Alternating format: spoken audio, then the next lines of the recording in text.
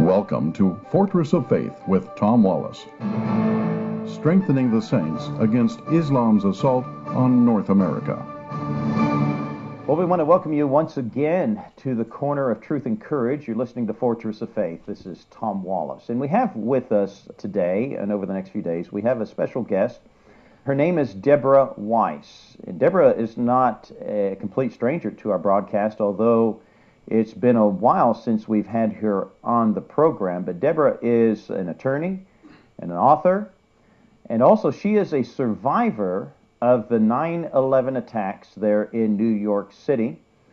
And she is, in my opinion, the go-to person when we're discussing the issues of the OIC, the Organization of Islamic Cooperation in the United Nations, and also this Resolution 1618. We've had her on the program on that discussion here, and we've replayed that program, Deborah, by the way, a number of times. Deborah, great to have you on the program again. Oh, thank you so much for having me. Well, Deborah, it's always a joy. Your insight and knowledge on these topics are essential for us to be better aware of what's going on. And also, too, you've recently authored a monographic book there on the Organization of Islamic Cooperation, Jihad or Free Speech. Jihad. I've not got a copy of that book yet, but I'm going to need to get that and study at that. But today, of course, you've been a contributor, regular contributor for Front Page Magazine, and your insights, as I said, is valuable. But today I want to talk to you about the M103, Motion 103, going on up in Canada. I know you spoke at the National Conference of Act for America here recently, and also, too, on a meeting that they had up there in Canada. I watched that and listened to that, and as a result of that, I said, hey, I need to reach out to you again and have you come on the program.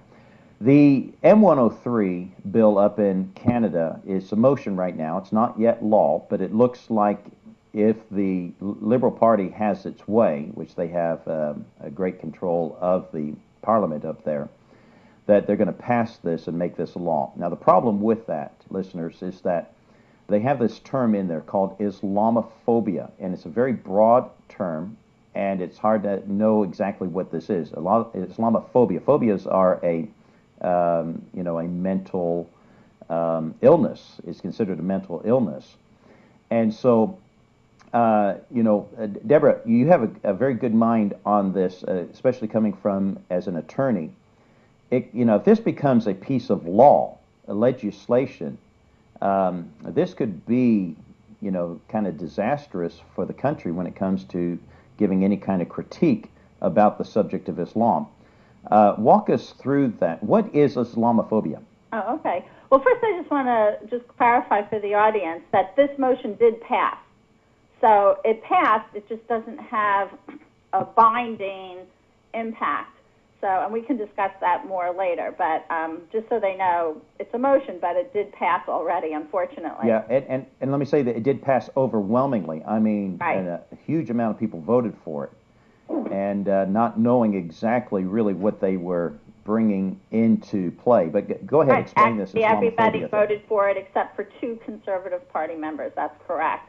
So Islamophobia, this is a lot of the problem with the motion. I mean, it's an anti-Islamophobia motion, but it doesn't define the term within the 4 corners of its own document. And Islamophobia is a word that was co-opted by the Muslim Brotherhood for the purpose of silencing criticism of Islam. And when I say criticism of Islam, I'm including facts. So if you want to say that 9/11 was an Islamic terrorist attack, then that would be an Islamophobic comment. If you wanted to say that Al-Qaeda or Hamas or Hezbollah are motivated by their faith, even though they say they're motivated by their faith, that would be an Islamophobic comment. So if you say that there's Islamic persecution against Christians in the Middle East, that would be an Islamophobic comment, even though it's true.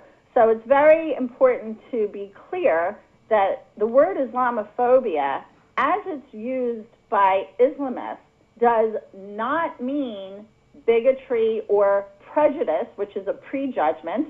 It means anything that sheds a negative light on Islam or Muslims, even if it's true and even if it's mere opinion. So the point of it is to silence speech that's critical of Islam, but more than that, it's not just to silence the words or the speech, but really to stifle the debate on what those words would represent. They don't want you debating, should there be Muslim refugees into the West? Should there be certain policies against Islamic terrorism? What should be our policies on borders, on immigration, on national security? If you have a position on any of those that mentions Islamic terrorism or different values held by the Islamic religion, then you're an Islamophobe, and they're trying to delegitimize those viewpoints by basically smearing them as bigotry. Now, okay, it sounds like it's a gag order.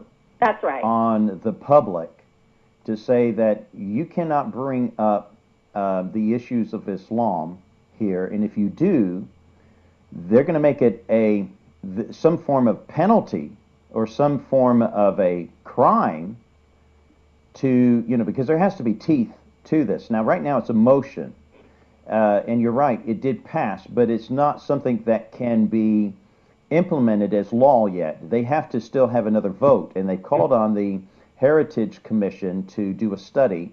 That report is coming out real soon, and then after that they'll have another discussion and then probably make this into a bill that will become a law. Now, how do you okay, so if this is a gag order, what can Canadians do to stop this? What should they do? I guess maybe this is a concern. It could come in the form, whatever the recommended solutions are, could come in the form of some kind of civil penalty, but it also could come in the form of government programs, which are basically indoctrination programs to, quote, teach officials or national security professionals to disconnect the dots on Islamic terrorism. There's quite a lot of that going on both in Canada and here to disconnect the dots. There are programs in academia, there's programs in the interfaith community, and unfortunately in the national security community. So what can Canadians do, you're saying, to counter this? Yeah. First of all is to make your voices heard, to write letters, email, calls to your representatives saying that the word has to be better defined, that you don't, agree with the motion. I believe they were having hearings on it. If people can attend town halls or any time it comes up. But right now, the time to do something in terms of direct contact with government would have been right before this passed, or once they come out with whatever suggestions they have, to make sure that they hear you loud and clear, that they won't be voted back in if they pass this kind of, whatever it is that they're presenting. But in the meantime, I think you have a little bit of a gap in time where you can educate your fellow citizens who might not be aware of it or who are just sitting by complacently. Now, you're talking about defining this Islamophobia. And we've talked about this a little bit on our program in the past, but here just recently, the Toronto District School Board defined Islamophobia in their 180-page paper that they just put out there on, what do they call that? Let me go to that. They call this the Islamic Heritage Month. And they're encouraging schools up in Canada that once they've played their national anthem, O Canada, I think that's their national anthem there, that they're to include the Muslim greeting to the students And to make this Muslim greeting, and they're also encouraging them to take, trips to the mosque and all this other kind of stuff. And of course, the Muslim greeting, Assalamu alaikum, Right. And peace be upon you and stuff there. Now, do they? I don't know if they do up in Canada practice Christian terms and so forth there, at the end of their assemblies or their morning programs. But they defined. Let me go back to the definition. Islamophobia. They define it as a fear, a prejudice, a hatred, or dislike directed against Islam or Muslims or towards Islamic politics or culture. Now that's such a broad brush. Sure is. What do you say about that? I mean, if you're an attorney and you have, because attorneys have the joy of trying to interpret the law, right? Mm-hmm. So I imagine if you are trying to shut down the voice of the dissenters against Islam or whatever, you have a broad brush there in your interpretation. Would you agree? Absolutely. It couldn't get much broader, could it? I mean, they've included pretty much everything.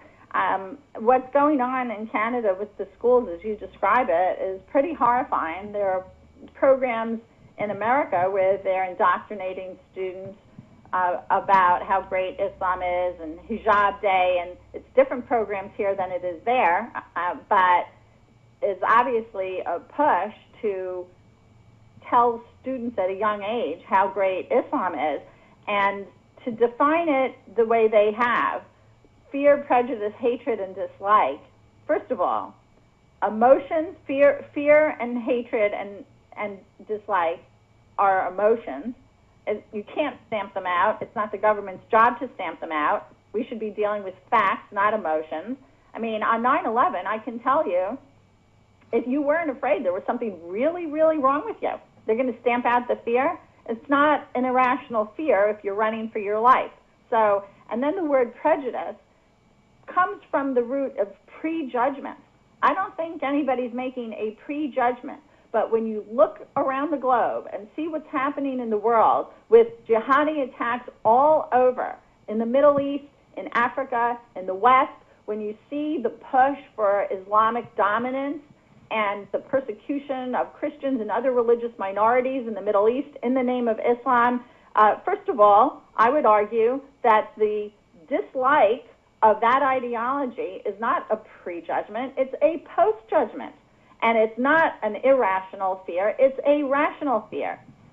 I'm not saying all Muslims embrace all of Islam, Islamic supremacy. Some of them eschew the violent aspects, some of them eschew the inegalitarian aspects, and that's fine. It's just an issue of their identity. But for those who believe in Islamic supremacy and want a caliphate and worldwide implementation of Sharia, whether they move toward these goals in a violent manner, the way they did on 9/11 and with the ISIS-inspired attacks in the West, or whether they do it through stealthier means like legislation, policies, or school programs, such as the one you described, it is absolutely something to be feared, because I assume that your listeners and people in Canada, just as much as the people in America, want our freedom, which is based on Judeo-Christian values, and it is anathema to the Islamic supremacist ideology. Well, we're talking to Deborah Weiss, and we're going to have her on the program again tomorrow as we continue discussing this subject of M103. Thank you for being with us, and join us again tomorrow.